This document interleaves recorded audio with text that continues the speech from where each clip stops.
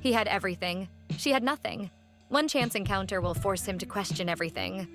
What will he discover? Welcome to Whispered Truth, where touching stories come alive. Let's jump into today's story. Ethan adjusted his tailored suit, the fabric feeling slightly constricting in the unseasonably warm Los Angeles afternoon. He'd just left a meeting at his venture capital firm, another pitch for the next disruptive app, the next billion-dollar idea. He loved the game, the cutthroat dance of innovation, but today, the adrenaline felt more like a low hum than a surge. As he stepped onto the sidewalk, the city's cacophony enveloped him, the screech of brakes, the distant siren, the relentless pulse of urban life. He was accustomed to it. It was the soundtrack to his success, yet today, it felt jarring, out of sync with the muted ache in his chest. He pulled his phone from his pocket, the familiar glow a welcome distraction. He scrolled through emails, the numbers and graphs offering a temporary escape, until a jarring stumble knocked the device from his hand. It bounced off the pavement, screen first, landing with a sickening crack. "Shit," Ethan muttered, crouching to pick it up. The screen was a spiderweb of fractures, the pristine glass now, a map of his momentary clumsiness. He looked up, ready to unleash a curt apology on whoever had collided with him, but the words died on his lips. Standing before him was a woman, her clothes layered and worn, her face smudged with dirt, her eyes a kaleidoscope of weariness and something else, something that looked like recognition. Her gaze flickered from his face to the shattered phone in his hand, a faint tremor passing through her. "I'm so sorry, I didn't see you," she mumbled, her voice raspy. Ethan, normally quick with a retort, found himself strangely silent, his gaze lingering on the woman's haggard appearance. It was an odd encounter for him. In his usual environment, people mostly just moved out of his way. He watched as she reached into the depths of her oversized, faded backpack and pulled out a small, worn wallet. "This fell out of your pocket when we bumped," she said, extending it towards him. It was his wallet, the one he had tucked into his back pocket before leaving the office. The logo of his firm, a subtle, expensive embossment, glinted faintly in the harsh sunlight. Ethan blinked, his focus shifting from the cracked phone to the offered wallet. He took it, a flicker of disbelief crossing his face. Most people would have pocketed it, disappeared into the city's labyrinth. The gesture, so simple, yet so unexpected, disrupted the usual flow of things. "Thank you," he said, the words feeling inadequate. He examined the wallet, confirming everything was still inside. "Really, thank you, He paused, searching for the right words. What did one say to someone who had returned a wallet when they clearly needed it more than he did? She shrugged, her eyes avoiding his. "Doesn't matter." She started to turn, as if eager to disappear back into the anonymity of the street. But Ethan, a man who built his fortune on instinct, sensed a silent cry for help. He wasn't sure why, but he couldn't let her simply vanish. "Wait," he said, his tone a mix of curiosity and concern. "Look, how you can I buy your coffee or something?" It sounded lame, even to his own ears, but it was the best he could muster in the face of this strange encounter. The woman paused, her expression unreadable. She hesitated for a moment, as if weighing the implications of his offer. Then, with a slow nod, she agreed. Ethan led her towards a nearby cafe, the type he'd usually frequent for power meetings and lattes with almond milk. This felt different, out of place. As they walked, he couldn't help but steal glances at her.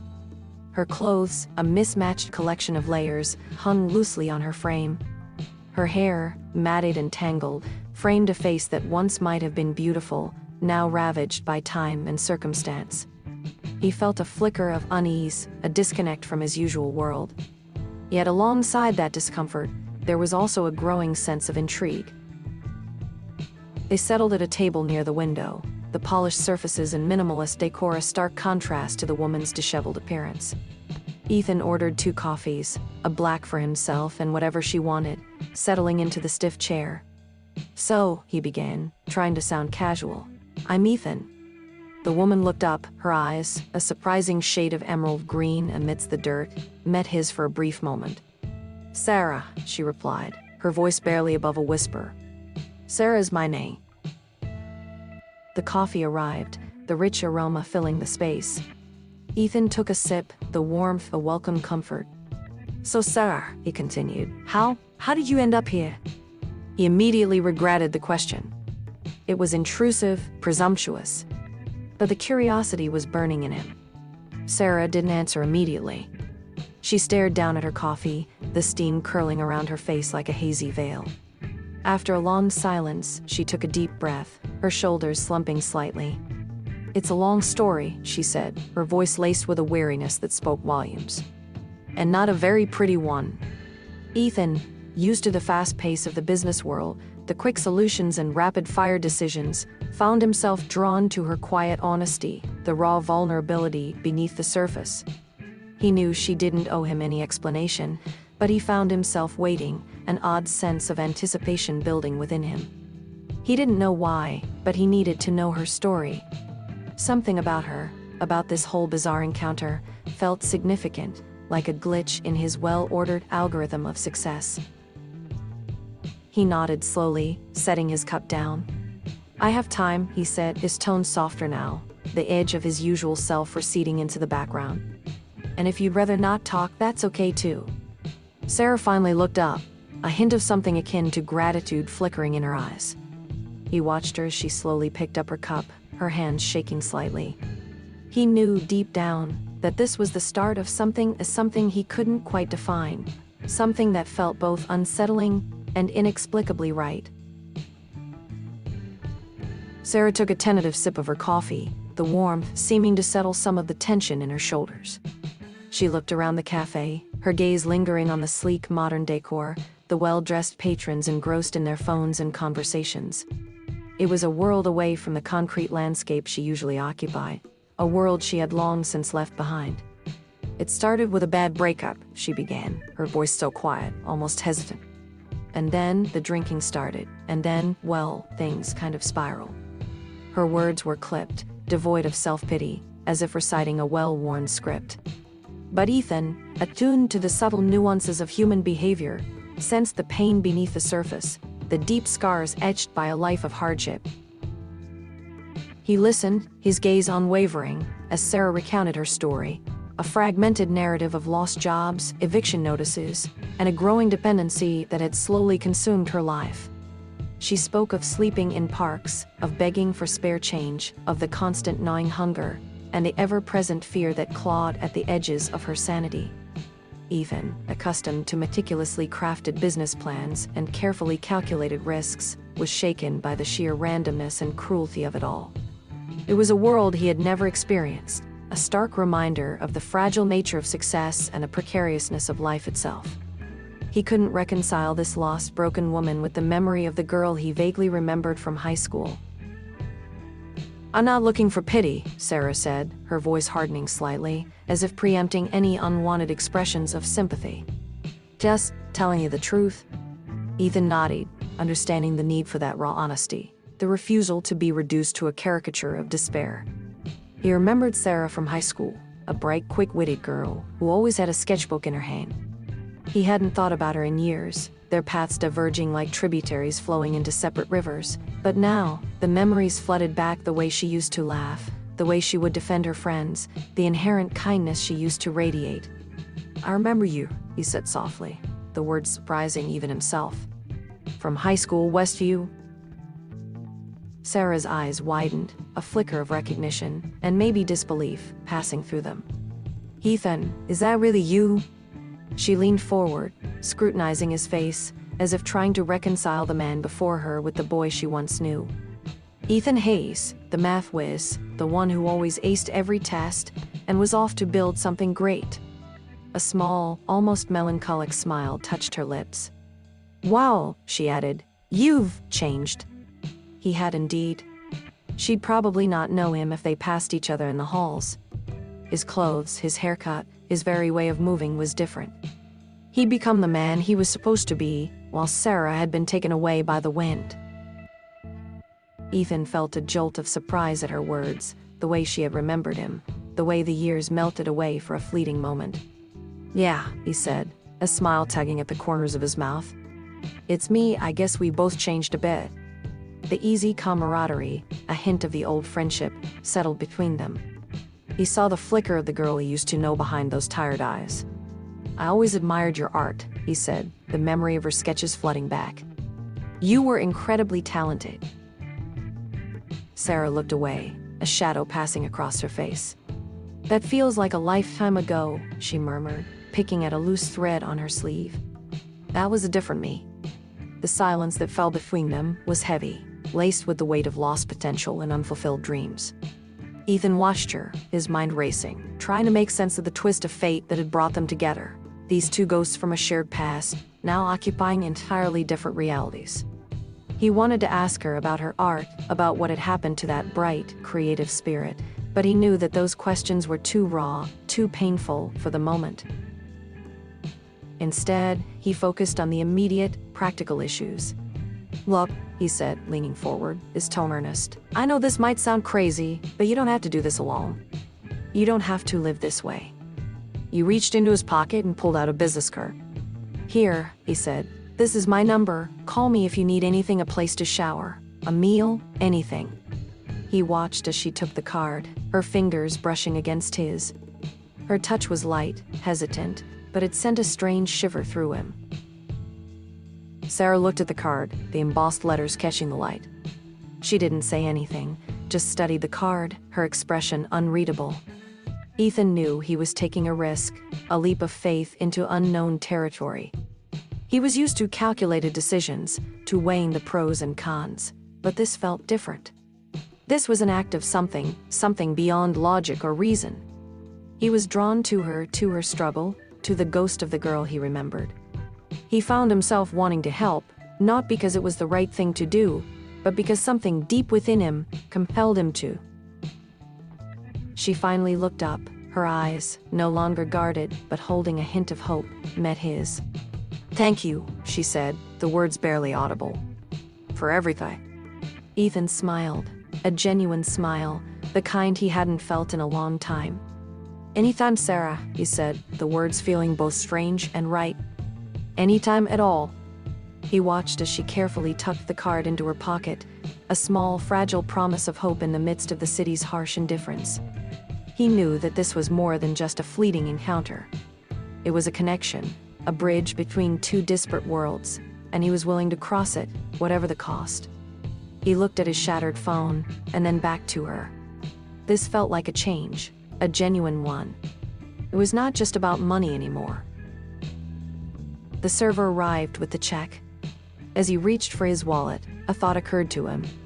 "Actually," he said, turning back to Sarah, "before I go, would you mind coming back to my place for a shower? I know it's not much, but," he trailed off, unsure of how to finish the offer without sounding patronizing. Sarah's reaction was immediate. She looked genuinely surprised by his offer. "A shower?" she asked, as if the concept was utterly foreign to her. Ethan nodded. "Yeah," he said, feeling slightly awkward, "and maybe a proper meal." Sarah's face began to crease. Are you serious? Why would you do that?" she asked, her tone laced with incredulity. Ethan didn't know exactly why, but it felt like the right thing to do. A strange impulse he had never had before. He also felt as though he should take care of her somehow. Perhaps it was some sort of twisted karma for him having everything. "Because I want to," he replied simply. "Because you deserve it. No one should be living the way you do." Sarah stared at him for what felt like an eternity. Her mind was racing, trying to make sense of it all. He was offering her a kindness she hadn't experienced in so long. It felt both incredibly welcome and utterly surreal. She nodded, a single tear escaping her eye. "Okay," she whispered, her voice thick with emotion. "Okay, Ethan. I will." The vulnerability in her gaze struck him, and for a moment he felt the weight of her suffering as if it were his own. He knew that this was just the beginning of a long and difficult road, but he was no longer alone on that journey. He stood up, offering his hand to her. As she took it, a connection formed, unspoken but palpable. And as they left the cafe, into the blinding afternoon sun, Ethan couldn't shake the feeling that his life, too, had been forever changed. Wait! Sorry to interrupt you, but please subscribe to our channel Whispered Truth and reach the goal of 1,000 subscribers. Your subscribe and like helps us a lot, and comment your favorite part. Now let's get back to the story. The drive back to Ethan's apartment was mostly silent, the city's relentless hum pressing against the windows of his Tesla. Sarah stared out at the passing landscape, her eyes wide with a mixture of awe and apprehension. The sleek, modern buildings, the perfectly manicured lawns, the designer boutiques, it was a world she had only glimpsed through the glass of passing buses, a world that now seemed almost alien. Ethan, stealing glances at her from the corner of his eye, noticed how she kept her hands clasped tightly in her lap, as if afraid to touch anything. The contrast between her disheveled appearance and the pristine interior of his car was jarring, a tangible reminder of the vast chasm that separated their lives. He pulled into the underground parking garage, the car gliding silently into a designated spot. The space was large, immaculately clean, a stark contrast to the alleyways and parks where Sarah had spent her recent nights. He watched as she stepped out of the car, her movements hesitant, almost timid. He wanted to say something, to reassure her, but the words seemed inadequate, too clumsy for the fragility of the moment. The elevator ride was brief, the polished steel doors closing around them with a soft whoosh. Ethan could feel Sarah's eyes on him, a silent question in their gaze. He wondered what she was thinking, what was going through her mind as she was being transported to his world. It was a world of high-end design, of automated systems, of carefully curated aesthetics. It was a world that he had worked tirelessly to build, a testament to his ambition and success, but now, in the presence of Sarah, it felt hollow, almost obscene. The elevator doors opened onto his floor, revealing a spacious, open-plan living area with floor-to-ceiling windows that offered a panoramic view of the city. Sarah's breath caught in her throat, a small gasp escaping her lips. The sunlight streamed in, illuminating the minimalist decor, the expensive artwork, the carefully placed designer furniture. She took a step forward, her gaze sweeping across the room, taking in every detail, her expression a mixture of wonder and disbelief. "Wow," she whispered, her voice barely audible. "This is..." She trailed off, unable to find the right words. Ethan watched her, a complex mix of emotions swirling within him. He felt a sense of pride in what he had achieved, but that pride was now tinged with a strange unease. It was as if the weight of his success, the sheer opulence of his life, was somehow crushing her, highlighting the vast inequalities of their respective circumstances. He led her through the apartment, pointing out the kitchen, the living room, his office. She moved slowly, as if navigating a museum, her eyes wide with a kind of bewildered curiosity. He could tell that she felt out of place, like a visitor in a foreign land. He took her to his guest bathroom, a sleek, modern space with pristine white tiles and chrome fixtures. He showed her where the towels were, the expensive soaps, the various lotions and potions that he had never bothered to use. "The shower's all yours," he said, his voice gentle. "Take as much time as you need." Sarah stood there, looking at the shower, as if unsure of what to do. She reached out a tentative hand, her fingers brushing against the cool glass. "Thank you," she said, her voice thick with emotion. "Thank you, Ethan, for all of this." Ethan smiled, a genuine smile that reached his eyes. "It's nothing," he said, although he knew that it was far from nothing. It was a gesture of kindness, a bridge across the chasm that separated them, and he hoped that it was enough to begin to heal some of her wounds. He turned to leave, giving her the space she needed, and that's when he felt the oddest sense of discomfort. Almost as though he had done something wrong. He wandered back to the living room, pacing back and forth, a knot of anxiety tightening in his stomach.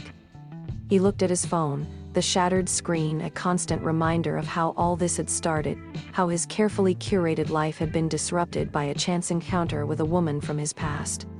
He had planned to work, to go through his emails, to prepare for the week ahead, but his focus had completely abandoned him. He felt a strange mixture of anticipation and unease, as if his entire world had been subtly altered, shifted off its axis.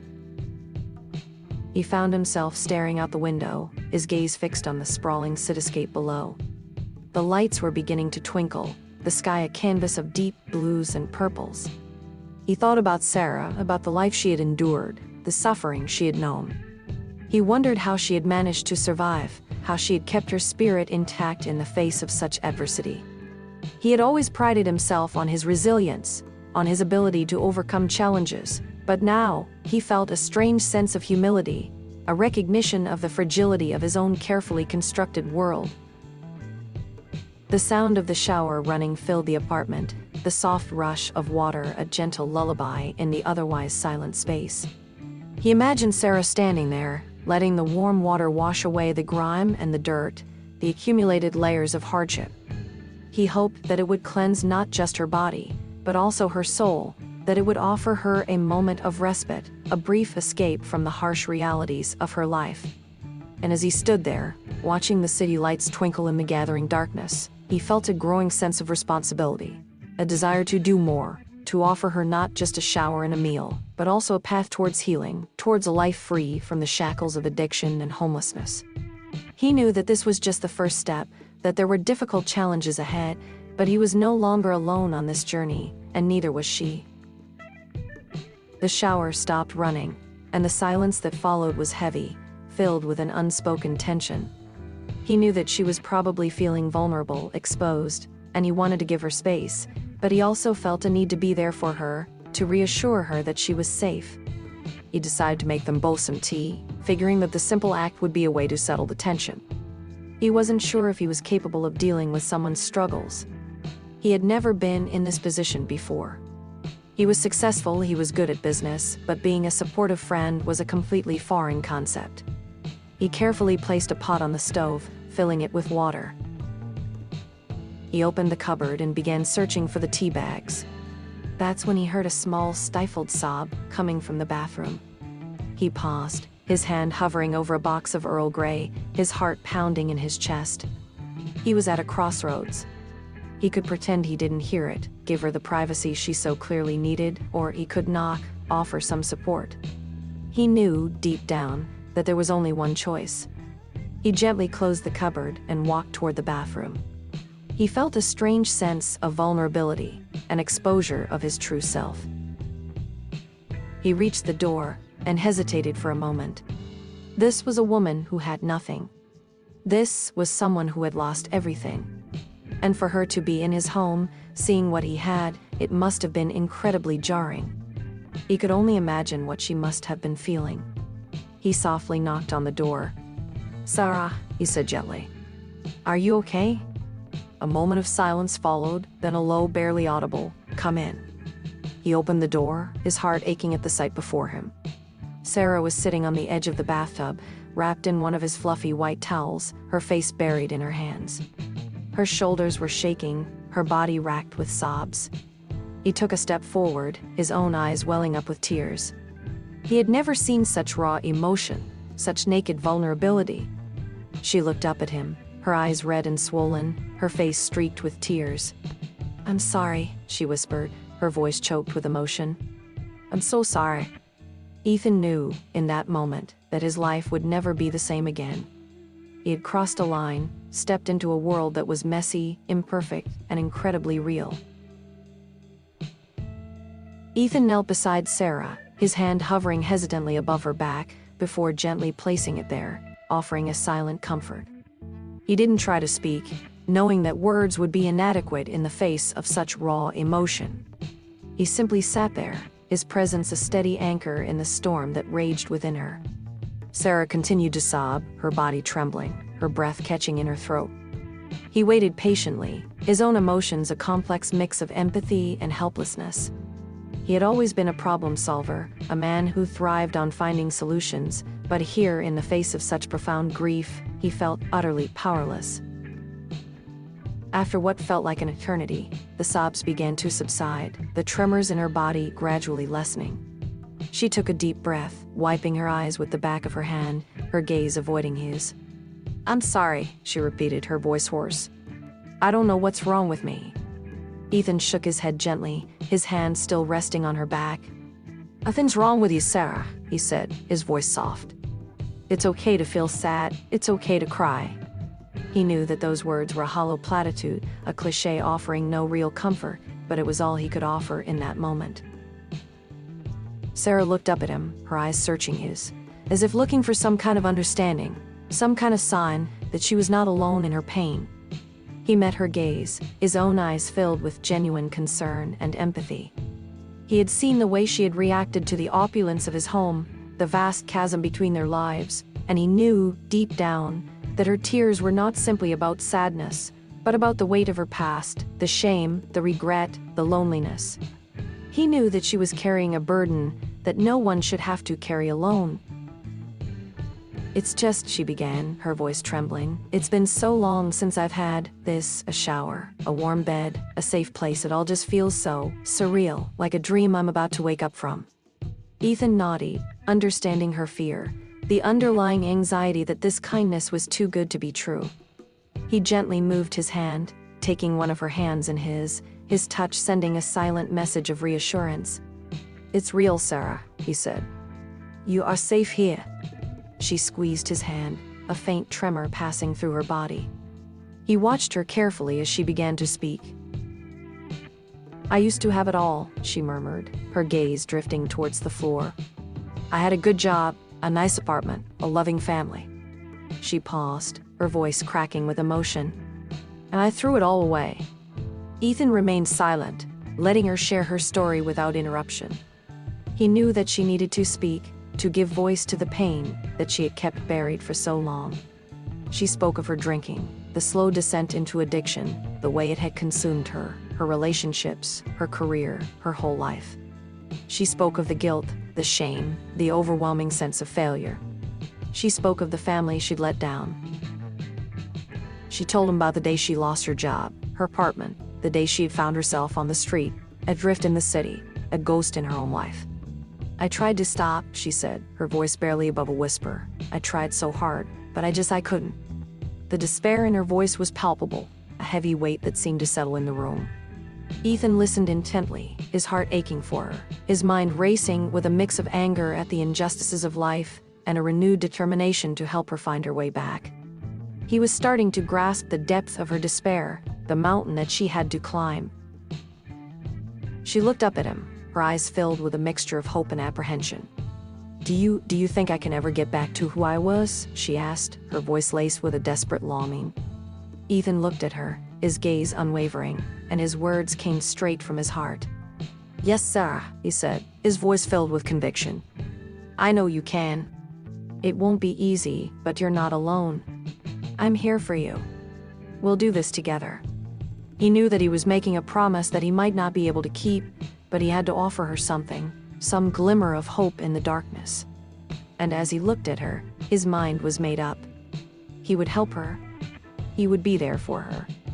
He would make things right. Sarah's face softened, a faint smile touching her lips. "Thank you," she whispered, her eyes welling up with tears once again. "Thank you, Ethan, for everything." He reached out and gently took her hands in his touch offering a silent reassurance. "Let's get you some tea," he said, a gentle smile tugging at the corners of his mouth. He helped her to her feet, and they walked together into the living room. He had brewed the tea as promised and had placed it on a small table. They sat together, the silence between them no longer heavy with tension, but filled with a sense of shared vulnerability. Sarah sipped her tea slowly, her gaze fixed on the city lights, her mind clearly lost in thought. Ethan watched her, a sense of determination growing within him. He had started out just trying to do something nice, something kind, something simple. It had somehow morphed into something far larger. It had morphed into an important responsibility. He knew that helping Sarah was not going to be easy, that there would be challenges, setbacks, and moments of doubt. But he was no longer willing to stand on the sidelines, to be a passive observer in the face of her suffering. He was committed to seeing her through this, to helping her find her way back to the girl he remembered. He was done being an island, and he was willing to dive into the depths. He felt a connection to her, a sense of purpose that he had never experienced before. His usual routine was gone. His work was on hold. All that mattered now was helping her. And in that moment, as he sat there with Sarah, he understood something profound. that true success was not measured in dollars or accolades, but in the impact one had on another, in the ability to make a difference, no matter how small, in the world. He finished his tea, and then he pulled out a piece of paper and began to write. He knew that she would need a job. She would need money. He didn't want to just give her handouts. That would only demean her. He would find her a job. He needed a personal assistant. He didn't exactly want one. He was more than capable of managing his own business and his own meetings. However, it was a perfect role for her. He wrote down the job description, detailing what she would do, what she would earn. He looked over the words, and he realized that this might very well be the start of something truly special. He folded up the paper, put it to one side, and smiled at Sarah. She looked at him inquisitively. He knew that he would tell her what he had planned later on. Now wasn't the time. Now was the time to just let her be. To let her breathe. They had a long journey ahead of them. He realized he had been staring at her for far too long. She returned his gaze with a smile. A genuine smile that was bright and warm and filled with something akin to trust. He had never had this with anyone. He had money. He had success. He had power. But he had never had anything real like this before. He could now understand what it was to have connection. He was grateful. He reached over and took her hand again. She squeezed it back. It was a good feeling. The best feeling in a very long time. He looked at her and his mind began to race. The next morning, Ethan woke up with a sense of purpose he hadn't felt in years. The city was still shrouded in the early morning mist, the sky a soft gray canvas, but inside his apartment, a new kind of energy pulsed. Sarah was still asleep in the guest room, her presence a quiet hum in the otherwise silent space. He felt a strange sense of protectiveness towards her, a desire to shield her from the harsh realities of the world, at least for a little while longer. He got out of bed quietly and headed to his office. He opened up his laptop and looked at the job description that he had written the previous night. He changed a few things, added a few more details before printing it out. He placed it on the kitchen table, right next to a steaming cup of tea. He was ready. He was excited for Sarah to wake up. He wanted her to know that she was safe, that she was cared for, that she was going to be okay. He made himself a coffee, his thoughts already racing ahead, formulating plans, outlining strategies, his mind as sharp and focused as it had ever been. But this time, it wasn't about money, it wasn't about power. It was about something far more meaningful. It was about rebuilding a life, about giving someone a second chance, about creating a real connection. He realized how lonely his life had been before all this, before he stumbled into Sarah on the street. He had been so focused on the hustle, on the grind, that he had forgotten what it meant to connect with another human being. He had forgotten what real life was. He took a sip of his coffee and smiled to himself. He heard the door to the guest room open, and he turned to see Sarah standing there, her hair still slightly disheveled, her eyes still holding a trace of the sadness from the night before. But there was also something else there, something akin to hope, a small flicker of resilience that had survived her long ordeal. He smiled at her, a genuine smile, and she returned it, a soft, hesitant smile that made his heart ache with tenderness. "Good morning," he said, his voice warm and welcoming. "I made tea." Sarah walked into the kitchen, her movements still a little hesitant, as if unsure of where to place herself in his world. She sat down at the table, her gaze fixed on the job description that he had placed there. Ethan watched her as she picked it up, her eyes widening as she read through the words. He could see the mix of emotions playing across her face: surprise, disbelief, and perhaps a hint of excitement.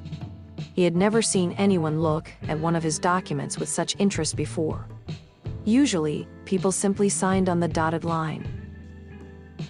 What is this?" she asked, her voice trembling slightly. Ethan took a deep breath, his gaze unwavering. "It's a job offer," he said, his voice calm and steady. "I need a personal assistant, and I think you'd be perfect for the role." He watched as she reread the document, her face a mixture of disbelief and awe.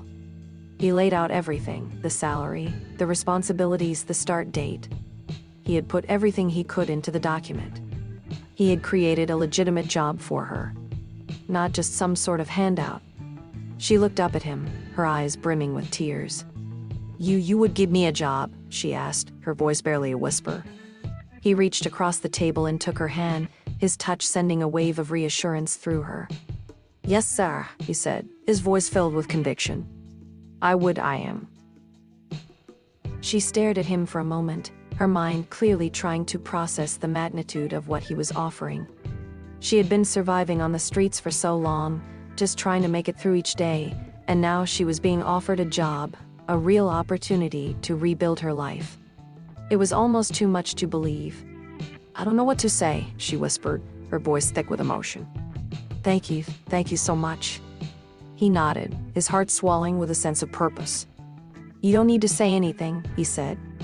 "Just say you'll do it." She looked at him, her eyes filled with a newfound confidence. "I will," she said, her voice clear and strong. "I will do it. I won't let you down." He smiled, a genuine smile that reached his eyes, and he knew that she was right. She wouldn't.